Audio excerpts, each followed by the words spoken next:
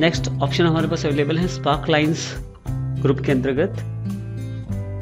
जब हमें ये जानकारी चाहिए कि क्या हमारे जो डेटा है वो अप की तरफ है या डाउन की तरफ है, ये जानकारी हम स्पार्क लाइन से ले सकते हैं। इसके लिए हम लोगों को करना क्या है, सबसे पहले जहां स्पार्क लाइन चाहिए उस एरिया को सिलेक्ट कर लें, लाइन पे क्लिक करें, डेटा रेंज बताएं कि आप कौन सा डेटा उस स्पार्क लाइन्स के थ्रू प्रदर्शित करना चाहते हैं। मैंने जनवरी सेल और फरवरी सेल का डेटा ले लिया है। जैसे ही आप ओके करते हैं, देखिए अगर आपकी लाइन ऊपर की तरफ जा रही है इसका अर्थ है कि आपकी सेल बढ़ रही है, लाइन नीचे की तरफ आ रही है इसका मतलब सेल कम हो रही है। इस तरह से आप स्पार्क लाइन्स के साथ अपने डेटा को प्रदर्शित कर सकते हैं।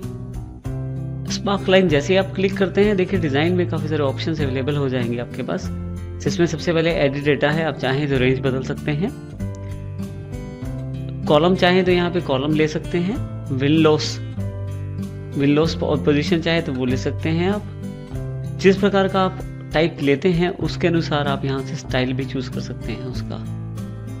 आप हाई पॉइंट भी दिखा सकते हैं, उससे लो पॉइंट भी दिखा सकते हैं, नेगेटिव पॉइंट्स अगर कोई हो तो वो भी, फर्स्ट पॉइंट भी, लास्ट पॉइंट भी, मार्कर्स भी शो करेगा वो। इसके अतिरिक्त स्पार्क लाइन कलर भी आप चूज कर सकते हैं और मार्कर कलर भी चूज कर सकते हैं। दोनों चीजें आप चूज कर सकते हैं इसमें। नेक्स्ट हमारे पास जो ऑप्शन है वो है फिल्टर ग्रुप में स्लाइसर। इसका प्रयोग हम पाइवट टेबल, पाइवट चार्ट के साथ करके देख चुके हैं। हाइपरलिंक का प्रयोग कर सकते हैं आप किसी दूसरी फाइल के साथ अपने टेक्स्ट को लिंक करने के लिए। जो टेक्स्ट आप सिलेक्ट करके लिंक करना चाहते हैं उसको आप सिलेक्ट कर लीजिए।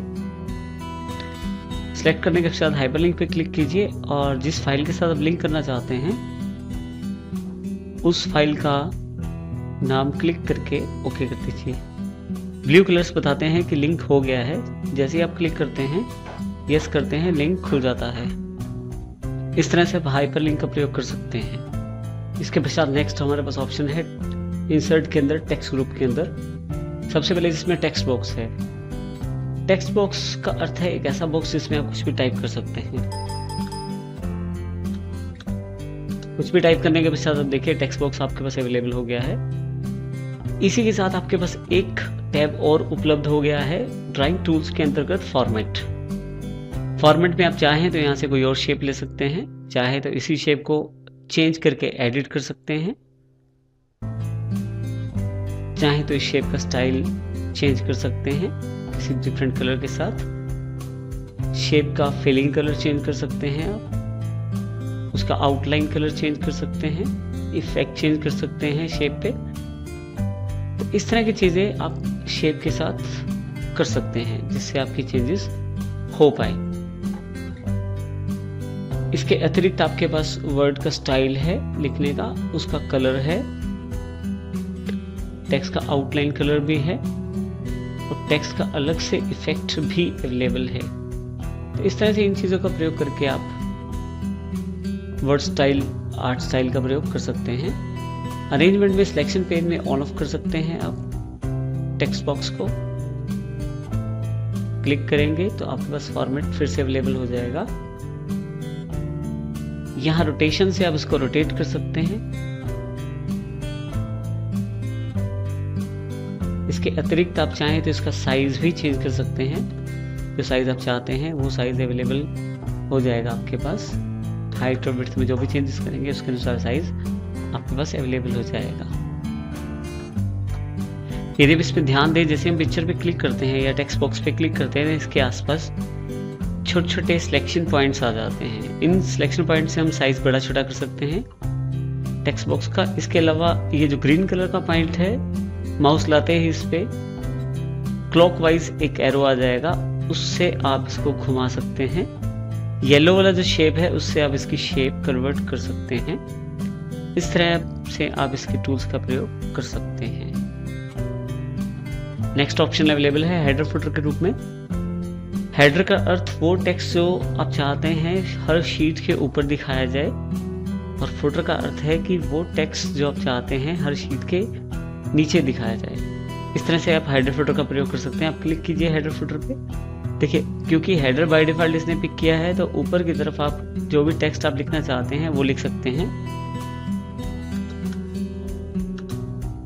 इसके अतिरिक्त हेडर में आप, अगर आप यहाँ हेडर एंड फुटर टूल्स के अंतर्गत डिज़ाइन बार देखें तो इसके अंतर्गत हेडर फुटर बॉक्स के अंतर्गत यहाँ पे आपके पास पेज नंबर अवेलेबल हो गए हैं।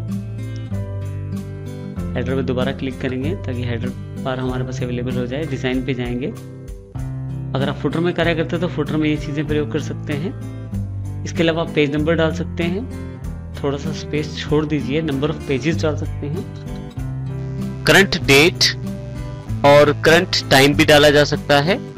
फाइल का पाथ दिया जा सकता है, फाइल का नाम दिया जा सकता है, चाहे तो शीट का नाम भी यहाँ शो किया जा सकता है और छोटी सी पिक्चर भी लगाई जा सकती है। इस तरह से हेडर में ये चीज़ें आप लगा सकते हैं। इसके अतिरिक्त अगर मैं गो टू फुटर करता हूँ तो नीचे वाले हिस्से में चला जाएगा जो कि फुटर का हिस्सा है। इसमें भी इसी तरह से मैं इन चीज़ों का प्रयोग कर सकता हूँ। मैं यहाँ दिस इज फुटर के नाम से टेक्स्ट लिख देता हूँ। इसके अतिरिक्त हमारे पास कुछ ऑप्शंस हैं। डिफरेंट फर्स्ट पेज अगर आप ऑन कर देते हैं, पहले पेज का हेडर फुटर दूसरे पेज के हेडर फुटर या बाकी पेजेस के हेडर फुटर से अलग रहेगा। डिफरेंट ऑड इवन पेजेस में ऑड पेजेस पे हेडर फुटर लगाएंगे और इवन पेजेस पे आप अलग दे सकते हैं। Scale with document align with page margin के साथ आप उसका साइज पेज के अनुसार सेट कर सकते हैं। यहाँ आप देखें तो आपके पास यहाँ पे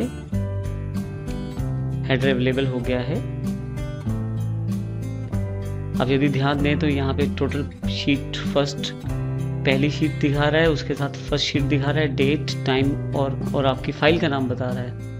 इस तरह से यदि आप दूसरी तरफ कुछ जैसे आप क्लिक करते हैं कुछ टाइप करने के लिए तो उस ही अपने आप ये हेडर इंसर्ट कर देगा। और इसी तरह से अगर आप थोड़ा सा नीचे जाके देखें तो आपके पास फुटर भी इंसर्टेड मिलेगा दोनों पेजेस में। आप जितने पेज बनाएंगे उतने पेजेस में हेडर फुटर आपको इंसर्टेड मिल जाएंगे। इस तरह से आप हेडर फुटर का प्रयोग कर सकते हैं एक्सेल के अंदर।